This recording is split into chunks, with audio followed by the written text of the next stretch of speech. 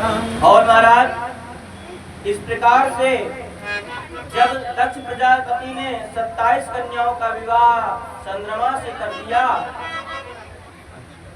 तो उन 27 कन्याओं के साथ चंद्रमा विवाह करके अपने लोक को गया। तो चंद्रमा विवाह के बाद पत्नी भेंट कर दिया। कहते महाराज वो सबसे ज्यादा रोहिणी को प्रेम करता था और बाकी 26 दक्ष की कन्याओं से वो तनिक भी प्रेम नहीं करता था। तो इस कारण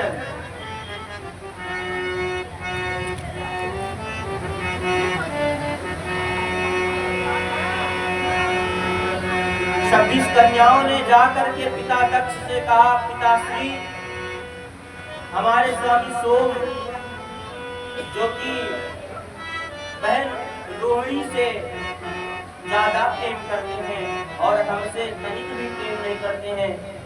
दक्ष जी जब ऐसा सुने तो उन्हें बड़ा दुख हुआ और गए चंद्रमा के पास, समझाया देखो अब मैं जब 27 कन्याओं का विवाह तुमसे कर दिया है तो तुम्हें चाहिए कि तुम सबको समान भाव से देखो। चंद्रमा सुने परंतु समझे नहीं और दक्ष जी इतना कह के अपने लोक में चले गए, अपने राज्य में चले गए। परंतु कुछ समय व्यतीत हुआ, अब भी चंद्रमा रोहिणी में आसक्त है, अन्य स्त्रियों को देखते भी नहीं है, अन्य पत्नियों की ओर देखते भी नहीं है। और महाराज आज पुनः सभी पुत्रियां पिताश्री के पास गई और कहीं पिताजी वो हमें प्रेम नहीं करते, इस कारण से मैं वहां नहीं जाऊंगी। दक्ष प्रजापति ने विचार किया कि अब ये चंद्रमा ऐसे नहीं मानेगा और गए चंद्रमा के पास, पुनः समझाए महाराज। परंतु चंद्रमा ने आज जवाब दे दिया, देखिए पिताजी ऐसा है मैं जिससे प्रेम करता हूँ आपकी पुत्री रोहिणी भी है और मैं करूंगा। दक्ष ने कहा देखो विवाह हुआ है परंतु आपको भेद नहीं करना पड़ेगा। चंद्रमा नहीं माना तो प्रजापति ने श्राप दे दिया, ऐ दुष्ट जाओ तुम्हें क्षय रोग हो जाए। चंद्रमा तुरंत डर गया, कहा प्रभु क्षमा करिए, पिताजी क्षमा करिए। परंतु दक्ष इतना करके चले गए। अब इधर जैसे गए तुरंत उसे क्षय रोग हो गया और वहीं पर काला पड़ के गिर पड़ा। हुआ क्या, अब इधर जैसे काला पड़ा इसलिए देखिए चंद्रमा में कालेपन का दाग है। अब इधर जैसे काला पड़ा चारों तरफ हाहाकार मच गया। अब क्या होगा, सभी देवता लोग इधर उधर भ्रमण करने लगे। फिर सभी देवताओं ने ब्रह्मा जी को आग्रह किया, ब्रह्मा जी के पास गए, ब्रह्मा जी को सारा वृत्तांत बताया। अब ब्रह्मा जी सभी देवताओं को शिव जी के पास लेकर गए। शिव जी के आदेश पर चंद्रमा ने कई वर्षों तक तपस्या किया और महाराज तपस्या जब किया भगवान शिव प्रसन्न हो गए और प्रसन्न होकर के आज चंद्रमा को दर्शन देने के लिए आए और वहीं पर चंद्रमा को दर्शन दिए और आशीर्वाद दिया, पुत्र देखो ऐसा है कि तुमने गलत कार्य किया और तुम्हारे 27 पत्नियां थी, तुमको एक समान देखना चाहिए था और इस कारण से तुम्हें दक्ष का श्राप लगा है। परंतु मैं उसको काट तो नहीं दूंगा, काटूंगा नहीं, परंतु इतना आशीर्वाद देता हूँ कि जाओ तुम कृष्ण पक्ष के 15 दिन तक कृष्ण पक्ष की प्रतिपदा से लेकर के अमावस्या तक तुम काले रहोगे और शुक्ल पक्ष के पूर्णिमा से लेकर के शुक्ल पक्ष की प्रतिपदा से लेकर के पूर्णिमा तक तुम गोरे रहोगे, यानी चमकते रहोगे, जय दीप्यमान रहोगे। इस कारण से जहाँ शिव जी प्रकट हुए थे वहीं पर सोम अर्थात चंद्रमा का कल्याण करने वाले सोमेश्वर, सोम के जो ईश्वर हुए, ऐसे सोमेश्वर नाथ जो द्वादश ज्योतिर्लिंग के पहले ज्योतिर्लिंग हैं। इस प्रकार से बोलिए सोमेश्वर नाथ की।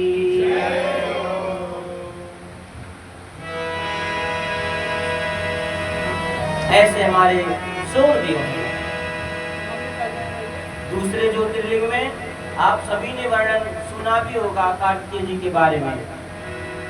जब कार्तिकेय जी गणेश जी का विवाह हो गया था, दूसरा शिवलिंग कौन सा है? मल्लिकार्जुन। मल्लिका का अर्थ होता है पार्वती, अर्जुन का अर्थ होता है शिव का शब्द। जहाँ पार्वती और शिव के शब्द कहे गए हों वो। महाराज आप सभी ने सुना होगा कि जब भगवान गणेश जी का विवाह हो गया तब कार्तिकेय जी पहुंचे सृष्टि की परिक्रमा करके। उन्होंने देखा कि गणेश का विवाह हो रहा है तो क्रोध के मारे वो चल दिए कहाँ? क्रौंच पर्वत की ओर। और महाराज वहां पीछे से शिव और पार्वती जी पहुंचे तो वहां जिस स्थान पे थे वहां से भी 36 यानी 12 कोस और आगे चले गए। तो इस कारण से मल्लिकार्जुन और कार्तिकेय जी का मंदिर की इतनी दूरी है।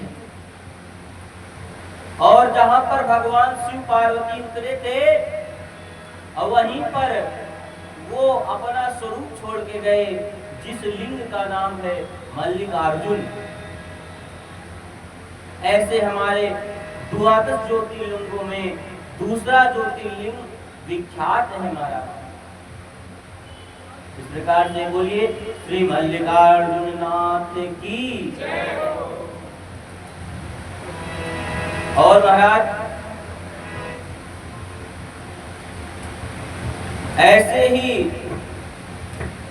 महाकाल उज्जैन के राजा महाकालेश्वर, उनकी स्थापना कैसे हुई? कहते हैं नाथ उज्जैनी नगरी में एक ब्राह्मण थे, बहुत विद्वान थे और वो ब्रह्म तेज से परिपूर्ण थे। उनके 4 पुत्र हुए। पहले कौन से? देवप्रिय, दूसरे प्रिय मेधा, तीसरे सुकृत और चौथे सुव्रत। ये दोनों बहुत ही, यह चारों बहुत ही ज्ञानी, क्योंकि पिता कहते हैं, जैसे अभी पिताजी ने कहा खेती उपजे अपने कर्म में, बाढ़े पूत पिता के घर में, खेती उपजे अपने कर्म में। जो पुत्र होता है, जो खेती होती है वो अपने कर्म से उत्पन्न होती है और पुत्र पिता के कर्म से।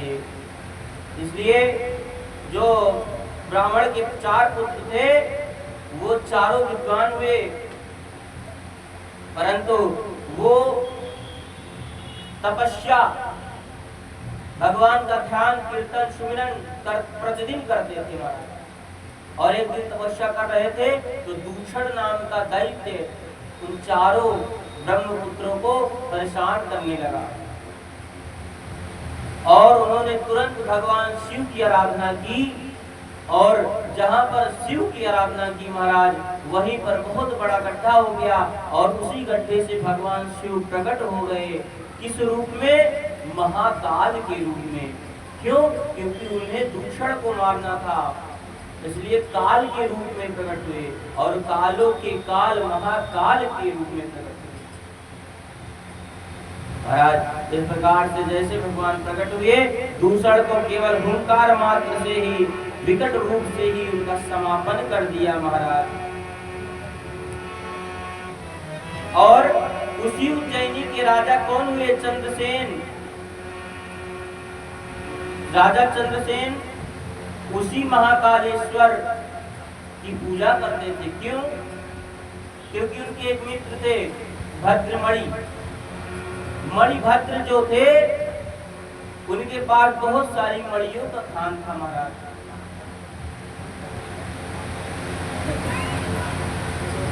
मणिभद्र जी ने चंद्रसेन जी को एक मणि प्रदान की।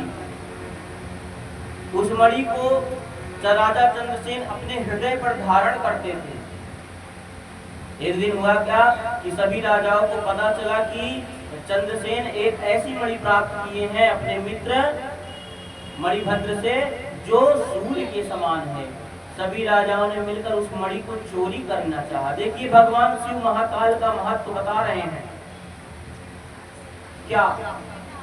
और उस मणि को चोरी करने के लिए सभी राजाओं ने युद्ध करना प्रारंभ किया। तो चंद्रसेन वहां से अपने राज्य को छोड़ करके महाकाल की पूजा करने लगे महाराज। और जब वो पूजा कर रहे थे, भगवान की पूजा करने के लिए सब कुछ छोड़ के चले गए। अब महाकाल की पूजा वो वहीं करना प्रारंभ कर दिए। करते करते एक दिन क्या हुआ कि एक ग्वालन राजा चंद्रसेन के पूजा को देखने के लिए आई। ध्यान से सुनिए, कथा है वही ज्योतिर्लिंग महाकाल का जिन्होंने चार ब्राह्मण पुत्रों ने स्थापना किया था। और आज राजा चंद्रसेन ने उसका युद्ध से बचने के कारण उस ज्योतिर्लिंग का पूजन कर रहे थे। जब पूजन कर रहे थे तो उसी समय ग्वालिन आई, उसके साथ एक पुत्र आया। उसका पुत्र आया, ग्वालिन ने देखा पूजा को, देखकर अपने घर को चली गई। परंतु पुत्र ने जब देखा उस पूजा को तो उसके मन में ये भाव बन गया क्या कि मैं भी पूजन करूंगा। ग्वाला था, दूध बेचते थे। एक दिन वही पुत्र एक पत्थर लेकर के भगवान की पूजा करने लगा। और वैसे जैसे राजा चंद्रसेन श्रृंगार कर रहे थे वैसे श्रृंगार करने लगा। और इधर दूध गांव दूध देना था। तो माता ग्वालिन आई, कही पुत्र ले जाओ दूध दे आओ। पुत्र ने कहा मैया मैं दूध लेके नहीं जाऊंगा। कोई बात नहीं, ग्वालिन ने कहा, पुत्र ने कहा मैया मैं दूध लेके नहीं जाऊंगा। कही क्यों?